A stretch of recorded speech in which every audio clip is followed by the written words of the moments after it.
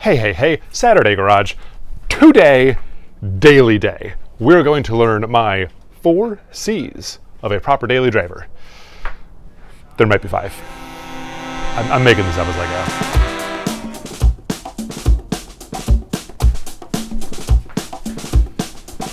So yes, this 1957 Beluga Whale, made primarily of surface rust and multicolored spray paint, is indeed my daily driver. Now, as we all know, if you have an old car as a daily driver, what you really need is a second old car as a backup daily driver. For me, that has been the blue truck behind me. It's a 67 C10. That's going to be going out of the knife fairly soon, and it's going to be inoperable more than it is operable. So today, we're getting the panel truck ready for like a full-time, prime-time, reliable daily duty. Now, it has proved itself very well up to this point, especially considering that just a few years ago, it was sitting in a field, sort of rotting away. It had been there for 30 years. That's what we have here. Stuck it on Hot Rod Garage, did suspension, did a motor, brought it home, ruined that motor, put another one in. Short backstory. That was the short backstory. Now I'm done telling that backstory. Right now it's a small block, it's a 4L60, rebuilt suspension, factory brakes, all very, very factory stuff, but it runs great. I run it all over town. I drove it to Tucson and back for duct tape drags, and it performed beautifully. So there are not a ton of things that it needs, but it does need some pretty critical stuff. So there are 4 C's that I believe should be achieved, and there's only 4 because I have only thought of 4 so far, that you should have in order to comfortably and confidently drive a daily. Now, those first 2 C's I just said, confidence and comfort. Confidence, you should just know that it's going to fire up, get you where you got to go, and not leave you stranded. 2, comfort. It should be reasonably comfortable. It is still a panel truck from 1957, but like heat would be sweet. Cleanliness. There's a lot more just little stuff cleanup that I can do to make it a little bit less rattly and less bothersome. Those little things that I see the wires still hanging in front of the dash that bug me. You shouldn't have those distractions on your daily. Comfort, confidence, cleanliness. I wrote it down, hold on. Completeness. Now that's not really critical, but I got a bunch of stuff sitting on a shelf that I would like to get out of this car. So today, the 4th C is completeness. We're going to start with confidence because that seems to be the most important thing. That includes, on this particular truck, a coolant leak. It includes an oil leak. It includes a diff leak. Now the diff I'm just going to refill with fluid because I'm not tearing it down today. The coolant leak, slightly more involved? Probably not. I'll get to that right now. And then we'll go to other stuff. Good intro. If you're an avid watcher, you've seen this shot way too many times.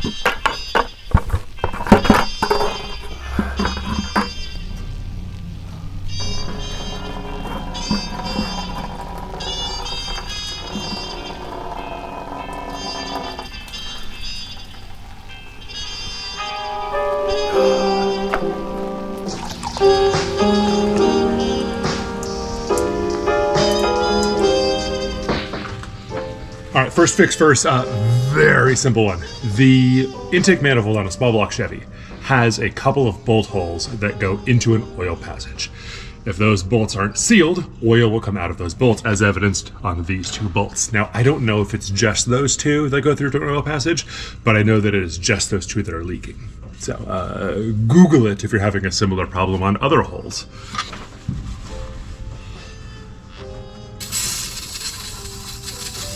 Can't really tell what's oil and what's orange paint gone away to reveal the black coating on the manifold. But I'm gonna say that I got it.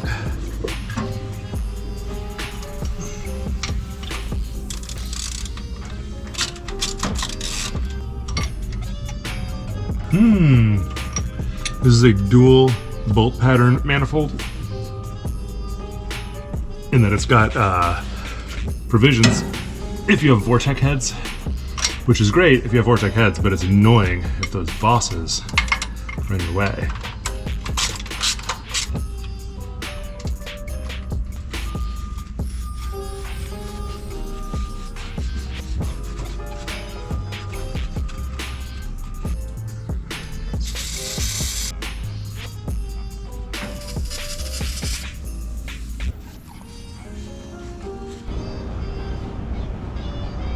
thread sealer. Just a little dab. Might be dry. There we go. Come on, there you go, buddy. That's probably enough. It's plenty, actually. And back in its hole.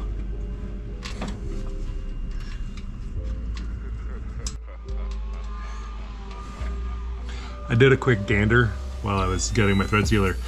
It is the all of the inside bolts on the SBC go into oil passages. I guess they got them on the other side, just not on this side. Whoever they is, couldn't tell you. So there's one torque spec that I'm always going to remember, because this one time me and my dad were debating over what torque spec the intake manifold bolt was going into the head. We were like looking up in manuals and stuff and trying to find the manual and blah blah blah. This is back when things were on paper, and my brother just kept saying in the background, 25, 25, 25. Turns out 25, which feels about like that. 25 feels like this.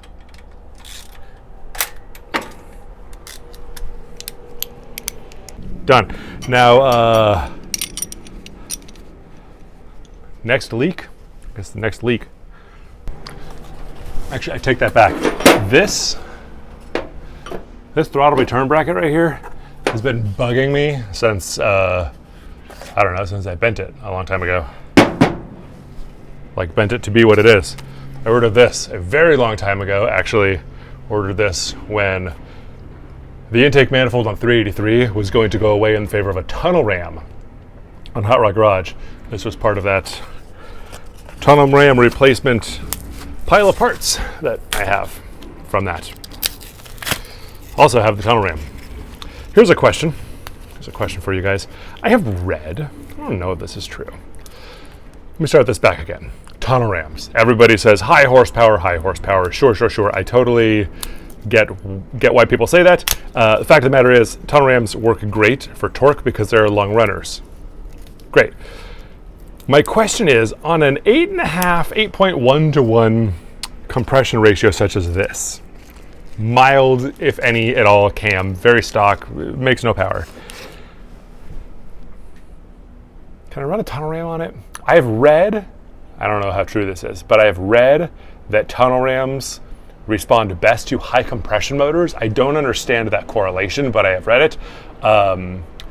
When I come in just a minute to pulling off this water neck to address this water leak situation, there's a chance, there's a decent chance that the right side bolt going back in to replace that water neck, that those threads are stripping out. And if that is the case, I could helicoil it. Sure, I don't have any here, but I could. Or I could just put a tunnel ram on it. Tell me how bad of an idea that is. I don't think it's that bad of an idea. I just think it might be a little bit harder to tune if there's not a lot of airflow demand at a low RPM on a low power motor. That's my fear. But for right now, I'm going to change a throttle return spring bracket. I guess I'm going to count this as a completeness category of the 4 C's. Oh yeah, classy stuff. Real classy stuff there. This is a product from Summit Racing Equipment. Ergo, race truck.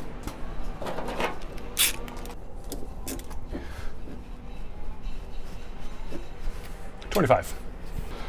Okay, now, water time.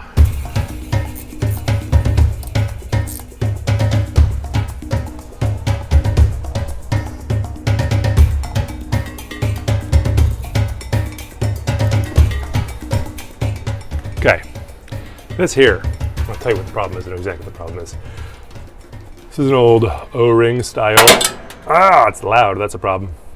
It's an old O-ring style water neck, and I lost the O-ring, didn't have an O-ring, so I just sort of RTV'd a gasket in its place, and that doesn't work. So if you're wondering if that works, it does not work.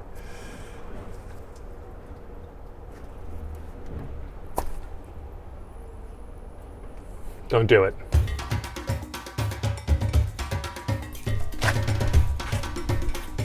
Oh, wrong. Yup. Well, coolant continues to drain. We're going to not get back up to get a drain pan because I'm overconfident, but I just want to top off diff. As you can tell, it's juicy, right? But that's like clean, right? Because it's constantly getting topped off. I do need to address this rear end. Oh, crap. It's full. Never mind, it's on that slight downhill angle. Glad I didn't get a drip pan like I just knew I was gonna need to. It's like gasoline on the bug all over again. Week 2, what is happening here? Ugh, I'm the worst. Okay, it's full. I like that.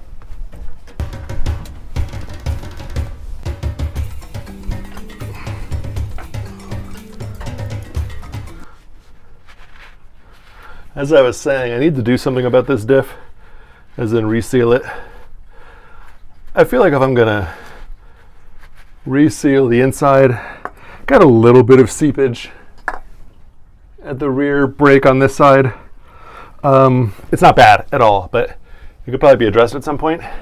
I've heard on the forums, these 55 to 59 forums, that anyone who makes aftermarket wheel bearings for these axles notoriously leak, and they're not very good, and there's not really a good solution for them. So that may be old information, that might be incorrect information. So if you have any better information, please let me know. Also, in terms of the deep future of this truck, I'm just realizing the first C of this whole episode is very talky. It's very rambly, so just what it is. The future of this truck, I want to potentially four-wheel drive swap it. I don't want to do a square body axle setup. I don't want to do a square body frame swap. I love the look of these original style axles. Napco was a company that made a four-wheel drive factory authorized conversion for them. And that's sort of where my head is at. If you have any experience with them or how antiquated they are in a modern driving and or four-wheel driving environment, let me know, and or, I don't know. That's really all I need to know. I think I just found a rattle. No, I didn't. Maybe I did. Whatever. There's rattles down here. I'll find them later.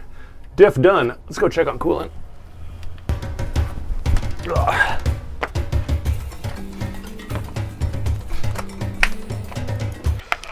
All right, water neck is being replaced like for like with this Spectre unit. I have no opinions on Spectre anything other than Regina Spektor's 2006 album, Begin to Hope, I believe it was called. Great album, check it out.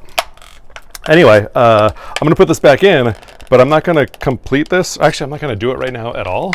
I was really just telling you about this as a transition to working on a heater, because I'm not gonna fill this up until I complete a heater install anyway. So we are now transitioning from the first C of confidence to the second C of comfort.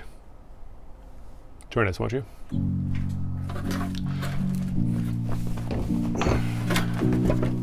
Okay, so this is my heater box. This is my heater switch. I'm going to worry about the heater box right now and not so much the heater switch. I want to get this in and plumbed so that I can close up all of the cooling system if I need to drive this tomorrow morning. I would like to be able to. This receives hot water, expels slightly less hot water, is powered by this single switch or by the single wire, and turns on a fan inside of here and blows air indiscriminately around this box. There is no ductwork, there is no routing of any sort. It's just gonna make this general footwell area warmer. I'll take what I can get. So I'm going to install this really quick, but before I do that, the only wiring I'm going to worry about is the extraneous wiring down here. I want to get rid of the fan relay stuff that was put in place, assuming I was going to run an electric fan. That's all still down there. This extra water temp gauge I'm no longer going to be using because 1, I don't need it, and 2, the port on the intake manifold that this is currently reading off of is going to be plumbing this heater box now. So I can clear all that stuff out of there. I can route the heater / AC power off of the fuse box into here, get a little bit of stuff ready, and then do some stuff. And then other stuff will happen. It'll be lots of stuff. Lots. Oh, stuff.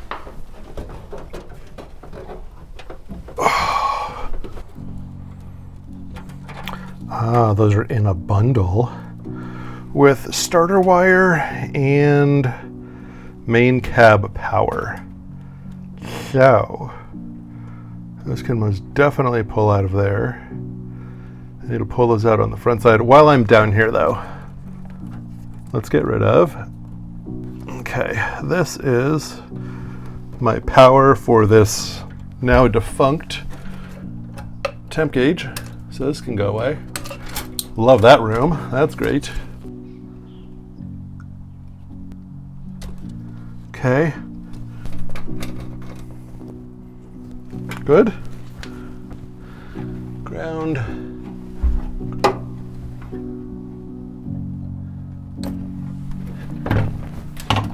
Okay. Great.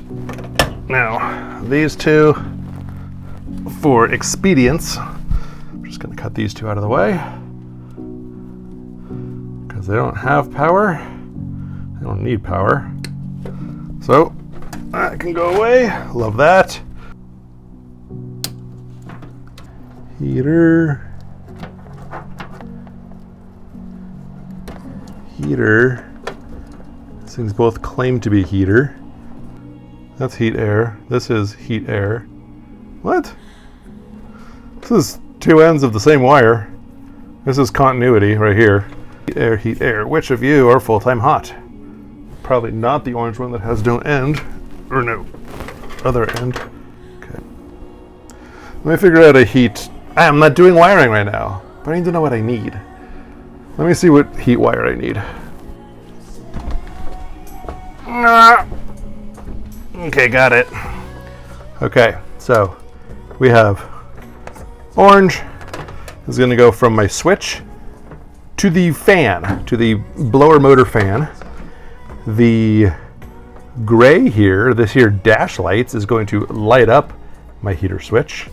And this brown wire here is going to power that heater switch. So this will be switched power to switch. Switch will turn on, send power through gray. I'm sorry, send power through orange to blower motor. And then this gray one will turn on this little lampy button here with the dash lights. It'll be very fancy. I know I said I wasn't going to do wiring now, but I think I might as well just do it. It doesn't matter to you, it's just burning my own daylight. I'm wrapping up my plumbing. Okay.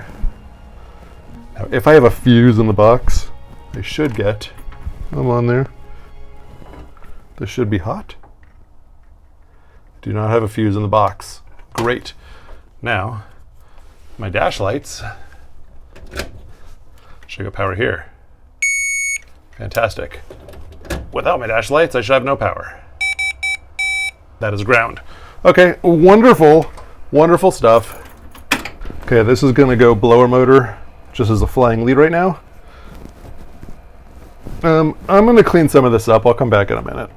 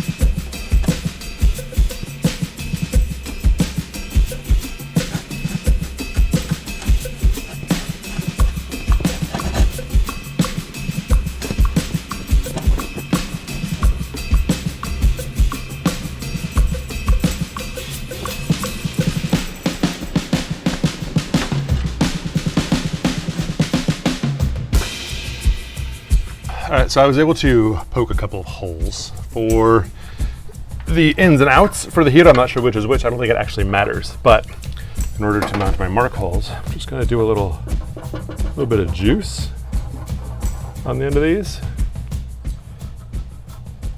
By juice, I mean white paint. And then hopefully lining up the portholes will give me a pretty close approximation of where my mounts actually belong.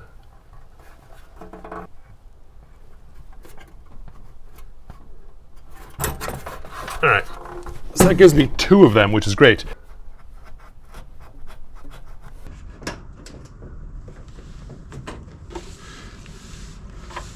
So now for this third one, which is clearly a broken one from when I took it out, my dad fixed this up with a elevator bolt, I believe it's called. Through the back of this, they have a very, very thin head on them because there's not much room after this little condenser piece here, or this heater core piece. Very slim room. Elevator bolt, I think it is, went through, and then whatever this deep nut union is called. So these 2 went through, those are through. I'm just gonna mark this up because it is the shortest among them. And then we'll mark this hole, and then this should be able to be mounted if I can figure out a way to support it onto this side while nutting and bolting on the other side.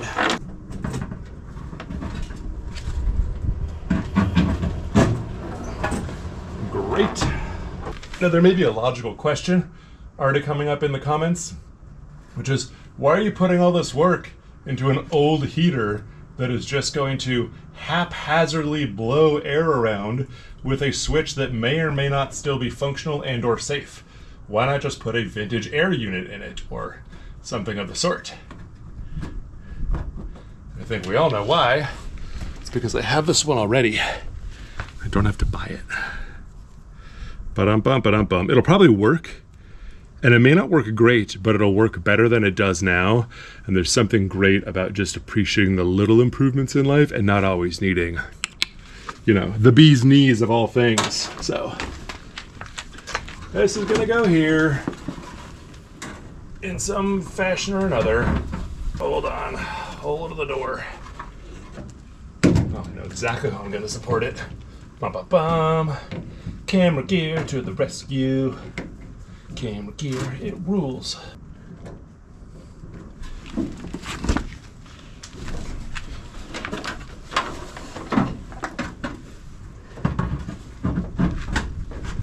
Okay. There we go. All right, nuts and bolts.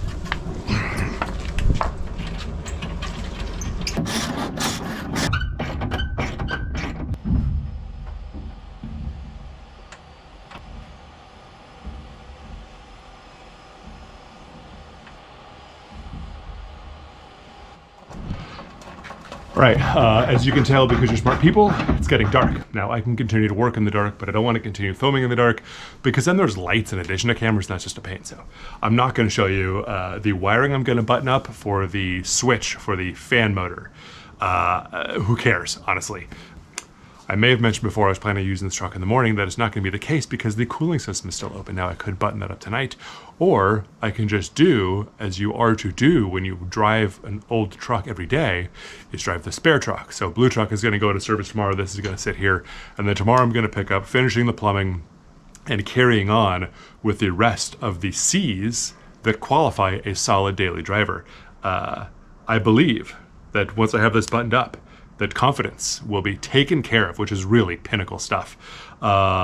Comfort will be aided, will be assisted with the heater. Completion will, we'll find out. I need to find out if my wiper motor actually works or not, to see if I can complete the function of the truck. And yeah, we'll see about finding rattles and door seals and stuff like that. Less critical, but the critical stuff will be checked off. And that's important, so I will see you in the morning. Bye-bye.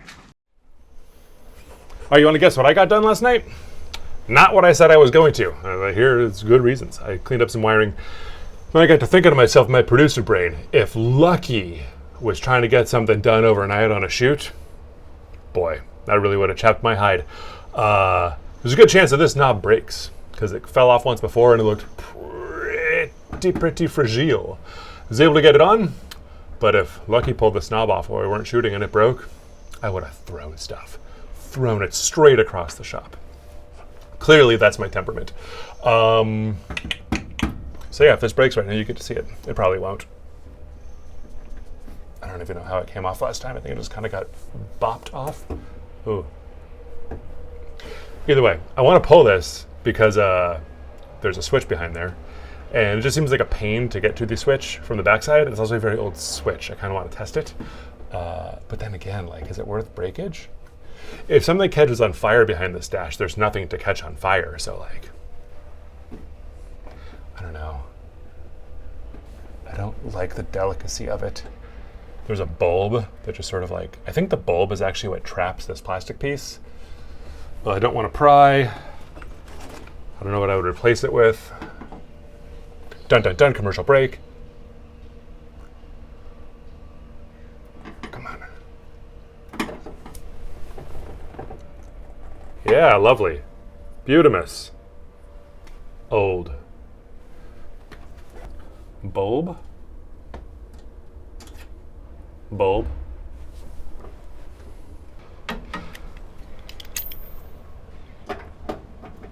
Three-quarter. Lovely.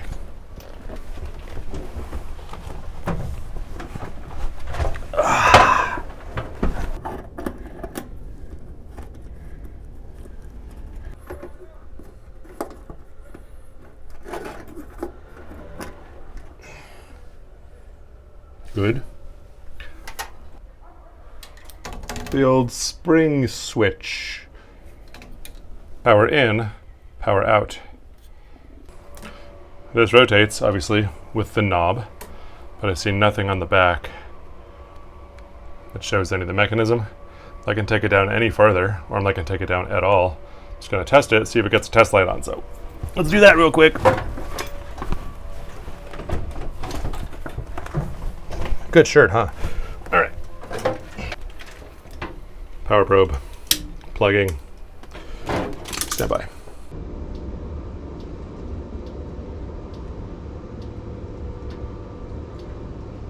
There we go, we got one on. So that's position, we'll call that one. No, that would be off. Okay, so we're off, on. I think there was more than two positions here. On, on. This might be like a multi-speed switch here. The brightness doesn't change at all, but it does have three. Turn off blinker. We do have off, on, on, on. So I think we got like a 3-stage switch here. Although the light doesn't seem to be any brighter. We'll find out. Oh no. Almost lost a fuse. Power off. Hooray, hooray. All right. 3-stage. I don't know if the light's any brighter, didn't look like it, but I think when the fan gets hooked up, we will see if it goes faster with each proceeding. Whatever, you know what I'm trying to say. So these are my 2 wires I need to put to the switch. I'm gonna run those through, put some ends onto them, and attach them before the switch goes back in. Simple stuff. Simple, simple stuff. Cut. Cut. Oh no. Come back. Yeah. Strip. Strip. Cut. Cut. Tube. Tube. I did a cut, cut, strip, strip, cut, cut, tube, tube. Now, we're gonna do a clamp.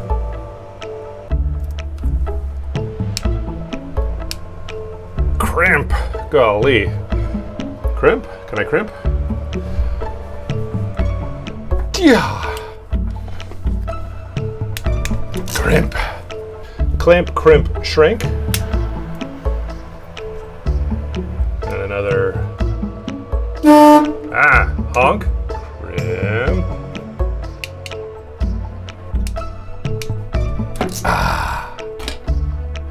Shrink.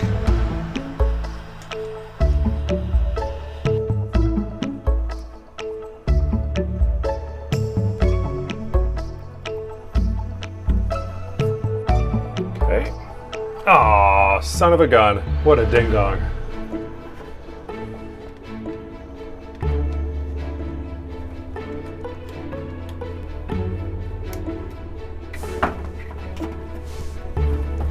Come on, get down here.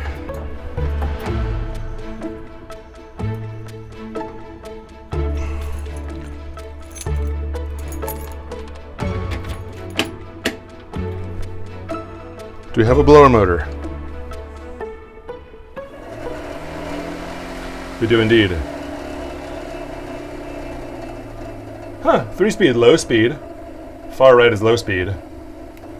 Mid speed. Turbo. Terrific. Terrific. Okay. Should I replace this switch? Probably yes. But I don't know. It's worked this long, right? What's to say it's not good anymore? Is it dangerous? Perhaps. Is it going to catch anything on fire back there? There's not much to catch on fire. It's a steel dash and some wires. Oh no, wires. I don't know. I guess one, it's kind of a dumb look, right? It doesn't exactly fit the factory button that the rest of these things on the dash are. But also, I don't have a factory heater or AC unit, and the AC or the heat controls from factory live here out of frame right now that I might get an insert of and I might not. I could probably grab, let's see, what else would have one of these factory knobs on it? I could grab like a headlight switch or something and stick it back there. That would probably be a safer bet. And it would maintain this factory black knob look. That actually might be a cool thing to do in the future. I'm not going to do it right now because, well, I can't even get this washer on, so. Come on, this is dumb. I'm going to cut. I'll come back in a second. Got it. Not a pain. Not even a little.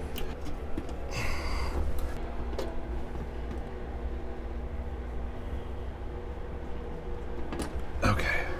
Final touch. Bulb. Knob.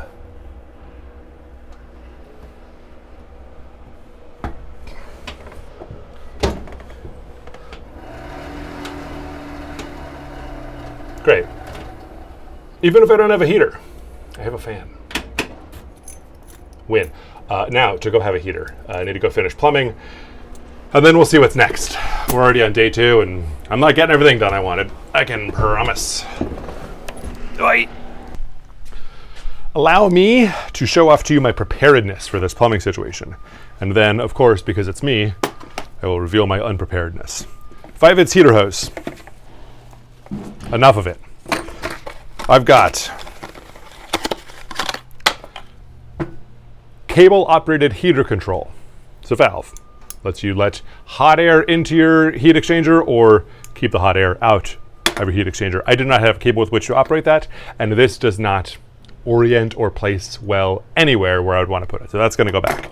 I also have this very simple hand control garden style Korean? I have no idea. I got it off Amazon. I'm going to use this. It's just a simple ball valve.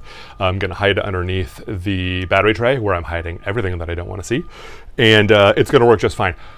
I do know, listen, I know that people make, I think Vintage Air makes one, and other people make one, that is an electronically controlled heater valve that I could wire directly to that switch that I just put in and just wired.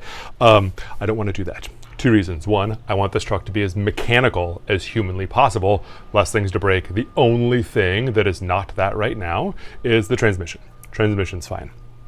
So the other thing that I don't love about those electronically controlled switches are that they're plastic, and I'm sure it's going to be fine, but whatever. I'm reluctant to put more plastic anywhere for any good reason. Doesn't look cool, but I'm hiding it anyway. I don't know. It doesn't matter. I may upgrade in the future, but for now, simple Simple as good. I also got a bunch of fittings. I've got a bunch of 1/2" to 5/8 hose in both 45 and straights. I've got some 3/8 NPT to 5/8 hose because I'm not sure which ports I was going to be using yet, so I'm prepared on that front. Where I am ill prepared, it's right here. Ring clamps. Dumb, cheapy little ring clamps. I have the 2 that came with my ball valve, and I have none others. No spring clamps, no ring clamps, no anything of the sort. So I'm gonna get everything into place. I'm gonna get my hoses hooked up and then find out if there's other things that I need from the store before I go make a run to the store. These can open up and slide over hoses, it'll be fine. So let's get these in place, find out what else I am missing and not prepared for. And then we'll make the run to the store. Maybe. Maybe I won't do that today. Maybe I'll do windshield wipers. Maybe I'll get windshield wipers done instead of going to the store to put on ring clamps. That's probably what's gonna happen. But first, we plumb.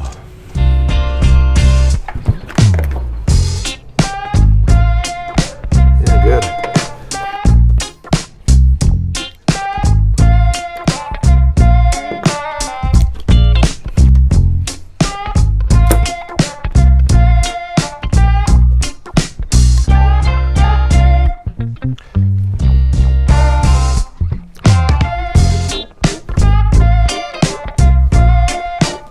Beautiful.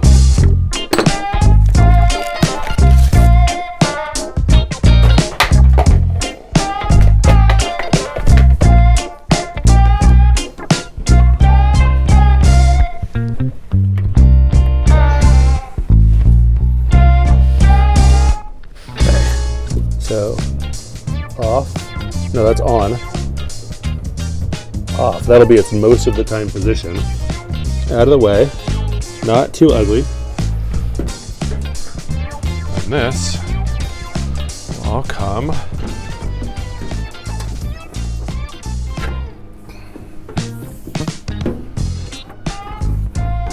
You will end up here.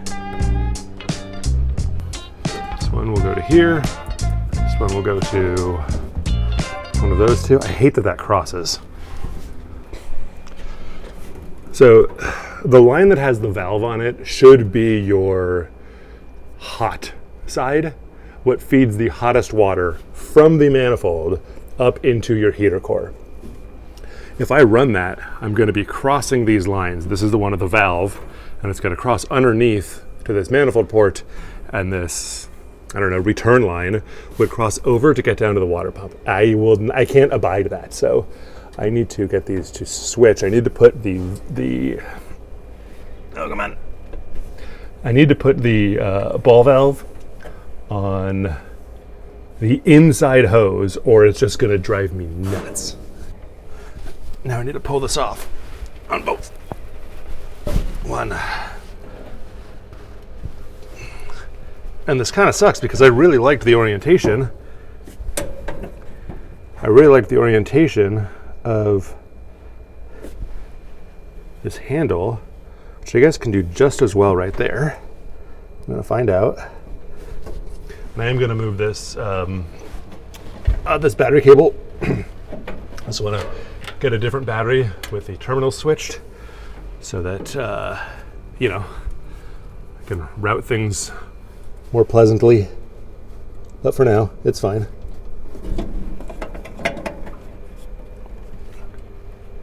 Okay, this now, inside track, will go to manifold. This outside track will go down to water pump, and everybody will be happy.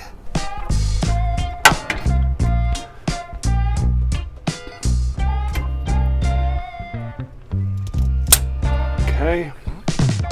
I wish I had gotten a 90 because I'd love to come 90 off of the pump and just straight over. I can come straight out here. I guess technically it's in here. It's a little bit more crowded. I have a single 45, but I think that 45 needs to run up top so as to be able to get it a little bit away from my fuel source here, just to keep heat down.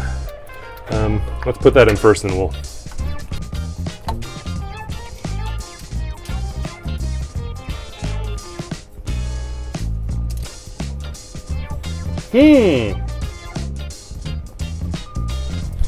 How's this bushing supposed to come out now? Oh, that's gonna be a nuisance. a hard nuisance. Stand by. Stand by.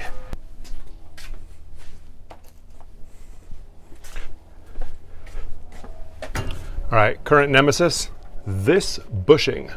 There's nothing to grab on it to get it out, and I need it out in order to fit my fittings. Now this is an 1/8" NPT inside hole. Those threads are roughly similar to a 3/8 bolt, a 3/8 coarse thread bolt. So what I got here is a 3/8 coarse thread bolt. I'm going to thread it in as much as I can. Back it with this nut to cinch it down. Back it with this nut to cinch this one farther, to back this nut, and then pry off of this last one. And hopefully there's enough tension created here in these few threads that it pulls it out without tearing those threads out. Yes, yes, yes, I will take your luck. I'm gonna get this down as deep as I can go into those threads. Okay, now for a bit of cinching. Now for a bit of backing to support the cinch.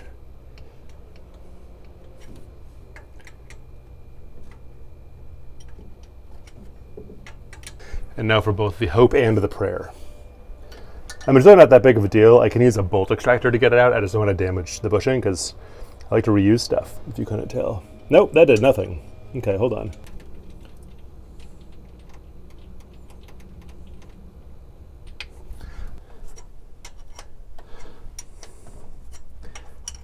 Now, I know NPT threads are tapered, and I'm probably just wrecking these threads anyway, but,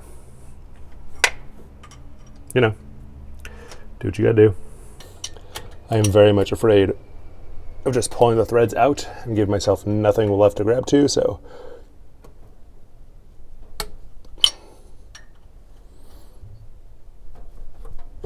Nope. Nope. I am both pulling threads and not succeeding. Let's see if I have a, you know, an extractor.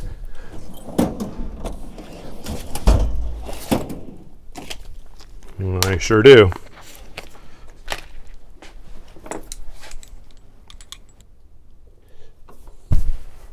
It's either going to be great or awful, I'm not sure which. I don't know if this is instructions or not, but I've personally found best success with these, giving them a little tap first. Get them to seat.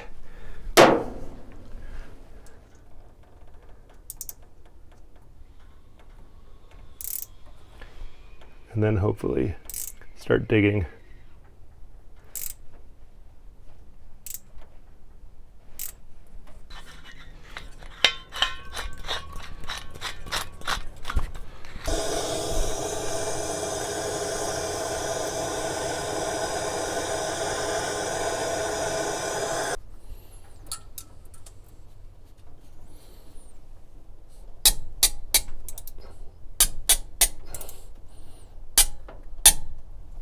There we go. Haha. Win. A win.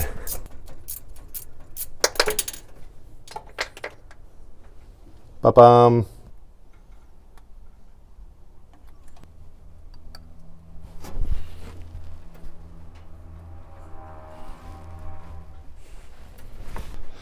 Beautiful.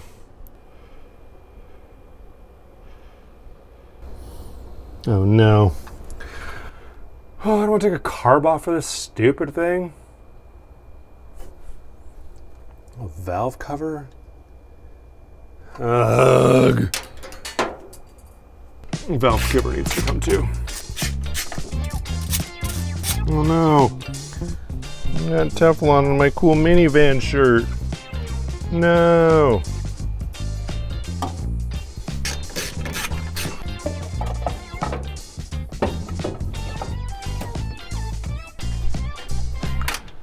I just want to fight as little as I can later, or as little as I need to.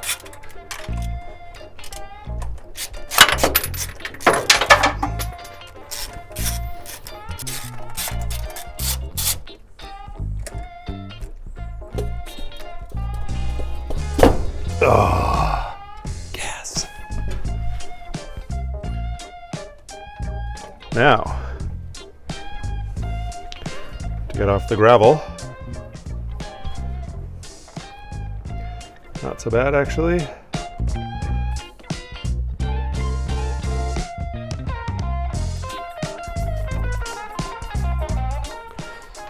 reassembly.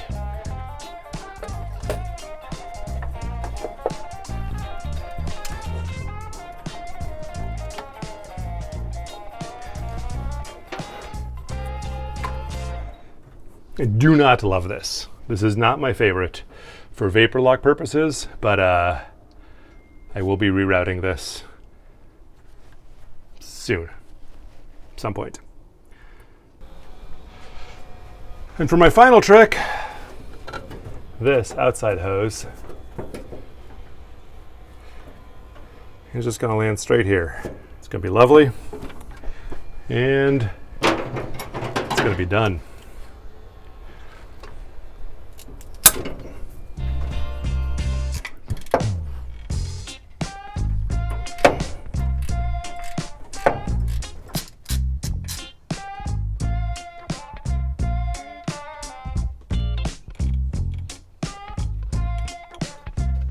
There we go. That feels nicer.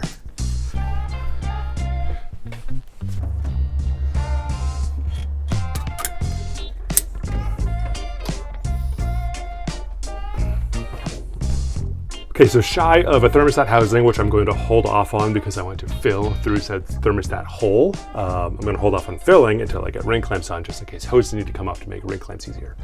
By the way, I'm probably going to do spring clamps because I prefer spring clamps. You can fight me in the comments. Either way, I need a clamp, I need a fill, I need a thermostat housing. Easy cheese.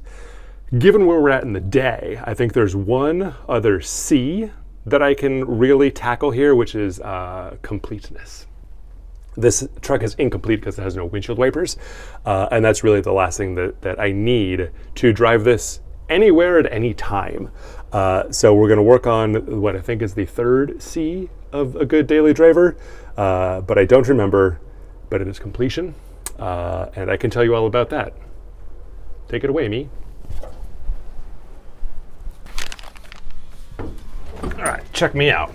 Super, how's that? Super big prepared guy this week. These are my old wiper blades, right? Clearly no good rubber. Spring inside's broke. I only have one of them. These are my Chinesium, admittedly Chinesium, replacement arms. They look, admittedly, pretty good, pretty true to the original, right? Happy with that? Pleased. The wiper bayonet holder situation, less thrilled with, you know, not a big deal. They're still gonna wipe 12 inches of surface area, but I would much prefer to run this original stuff. I'm going to keep the original holders for futures. Oh wait, that's bigger even. Somebody was running a longer, maybe not, whatever. These look cooler, the original ones. So before I get to installing arms and things, I decided to make sure my wipers, like the motor, actually worked. I had never tested it. I'm sorry for getting ahead of you, but I already started. Here's what I know. It doesn't seem to work. The way these wipers work is this. Let me reorient you here. Great. This is your wiper switch. It's on a cable. Sort of turn it once for low, turn it twice for high, and apparently you turn it back to turn it off. I don't know, never had it working. But it is powered by this single wire that normally lives on the ballast resistor, on the full hot side of the ballast resistor. This wire here is my American Auto wire kit that gets 12 volts. So just to make sure, power probe. Dirty. 12 volts. 12 volts happy. I was hanging out down there, checking out how this thing actually works. Let's go see that. So, if you pay attention down nya, let's start a camera here. Down nya is the wiper motor. This here is that cable that goes to the ballast resistor, that wire. It's the only wire that goes into this motor, right? Right, that is correct. There is up here, kind of hard to see with this camera angle, but this little plastic retainer is where the cable, this cable here, if you can see that, moves off of this, where is it? Switch. You can see that. That switches something internally inside of the wiper motor. Now I'm getting no love whatsoever. Okay, I've got power. I have power here. I determined that. And I have power into, yes. I have power as far as I can detect power. But what I did notice here is that I noticed that this bolt was loose on this little bracket here. And I believe that might be the only thing that grounds the body of this wiper motor to the body of the truck. So I'm going to go ahead and cinch that up and hope that that repairs our wiper motor issues.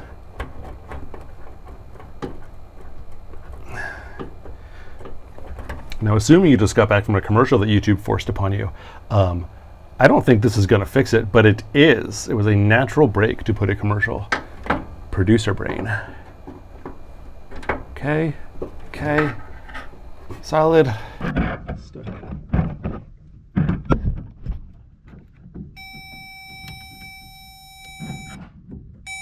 Well, it's not ground. It is grounded. Here's nothing. And nothing. All right, well, something's broken inside of this motor. I don't want to pull it down, but according to people who know better than me, it's going to rain next week. And this is my car. Maybe it just jammed. Maybe it just jammed up. I don't really want to undo all this transmission arms and linkages and things, so I feel like it's going to be a pain to put back together. Oh wait, that's actually...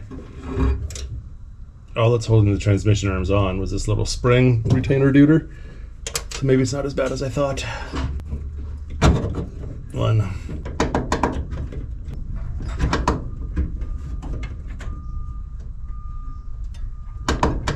Oh no. All right, it's coming out.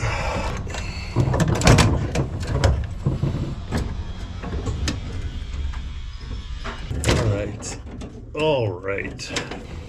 I need to get the switch out. Forgot about the cable. All to the door.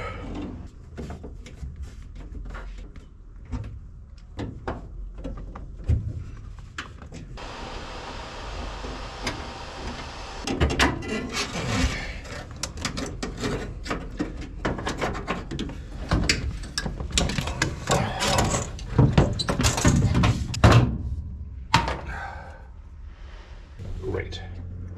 All right, down and dirty bench testing, as in floor of the truck testing. We've got ground to ground. This is ground. Cool, body is grounded. Now, power. Oh! It's alive. Fantastic, so what's the difference? What changed? I don't know. Okay. It's just the cable. The cable needs lubing and the slide needs lubing. It was just stuck in an off position. It's actually moving now. Done. I'm gonna go clean this thing up.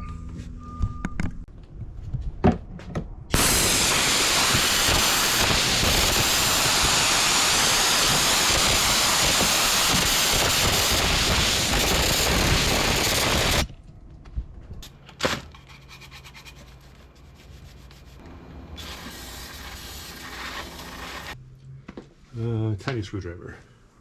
Tiny? Little?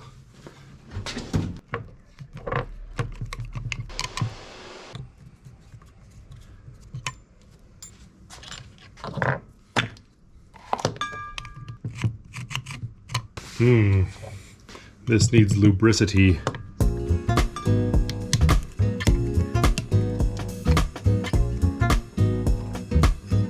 Oh, good. Wonderful. Blink. Blink, blink.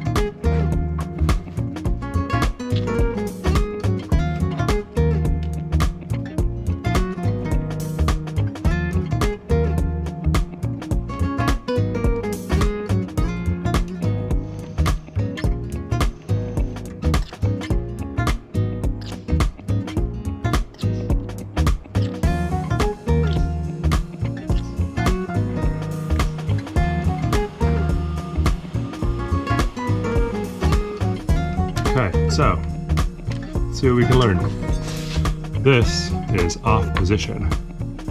Since the power probe has plenty of lead on it, I'm going off the car battery right now, we're going to just find out exactly how this little guy works. Grounded. Grounded. Powered. Great. Really slowing down daily driver in this thing, but you know, for science. Okay, now it's just a one button connection. Okay.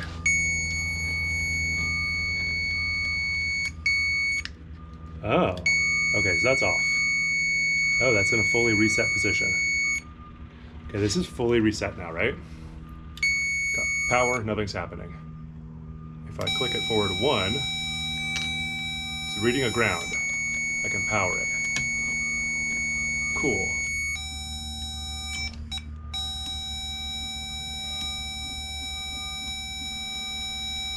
How do I reset it again?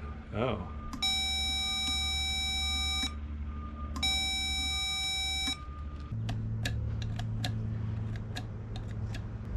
Okay, so that's in low.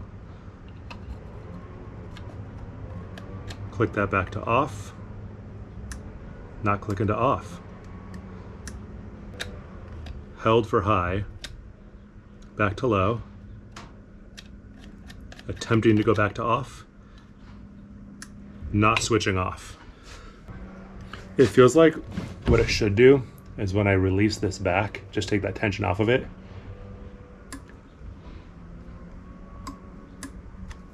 It feels like, let me something thin to poke with.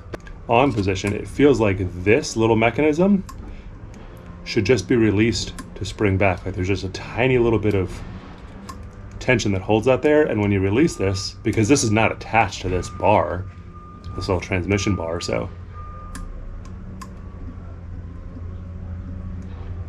Yeah, that should just have enough.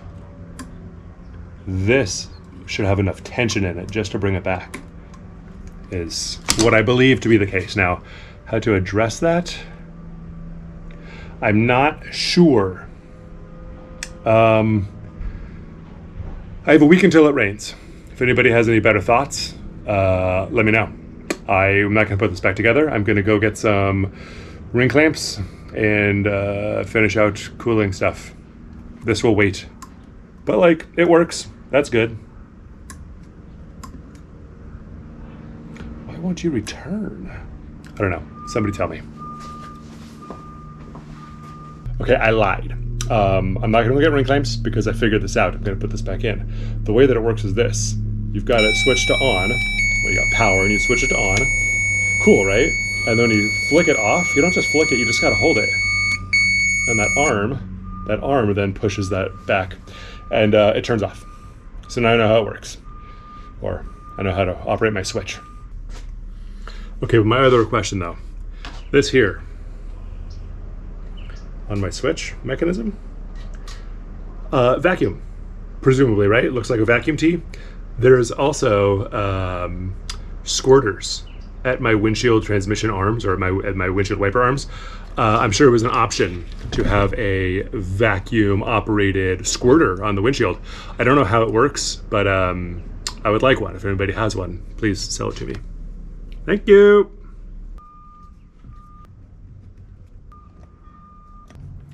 I'm breaking a cardinal rule right now, showing you my cameras. 2 cameras facing one another. Amateur hour. Amateur.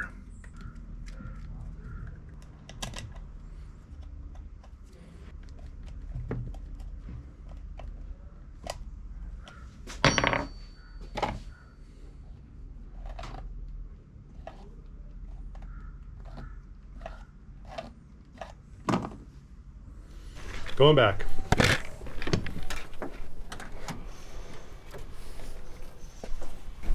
Please believe me when I tell you how much I don't want to be using these red and blue Pep Boys terminals when everything else in this truck has been replaced with like nice quality connectors and wires. The only original things remaining in this truck are this length of wire here. Come on. A similar length of wire that goes to the horn, because I haven't opened up the column yet to replace that. And that little length of wire on the blower motor that I just put in yesterday. That's it. Everything else is good and high quality, well wired. This will be fine. It'll work. I do want it to be detachable for future servicings. I have no other insulated wires or no other insulated connectors except for mini fits, but those mini fits are not going to fit on this gauge of wire. So those are mini don't fits. May change them later. Probably never going to change them.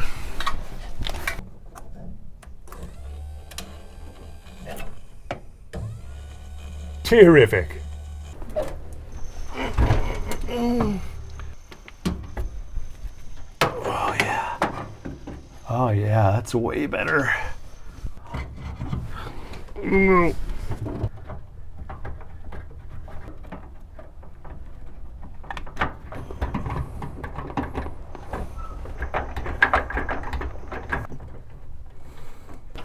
Now, did you find out for sure if anything works at all? Power. Oh, what the world? There we go.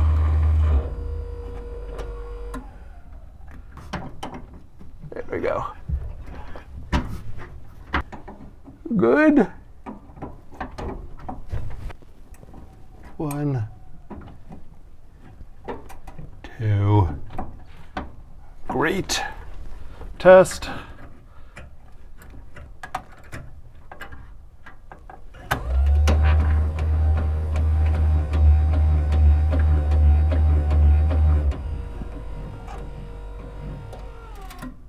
Beautiful.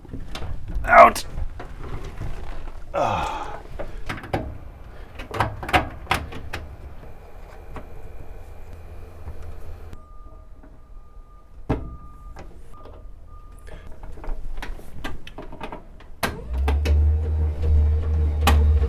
Well, I'll be.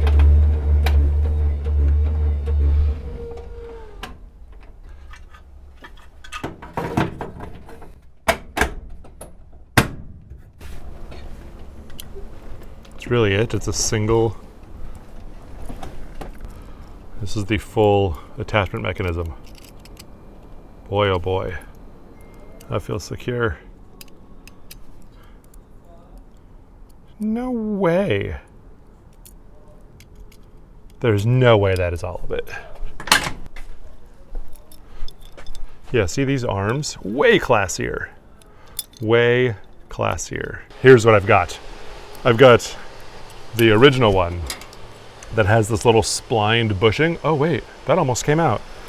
I was just trying to get it out and I couldn't. But this dude here is missing on the other side.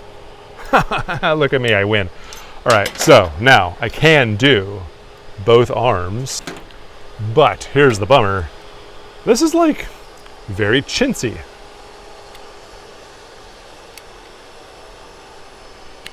That's the strength of the attachment. Like, I hope I'm doing something wrong. These are garbage.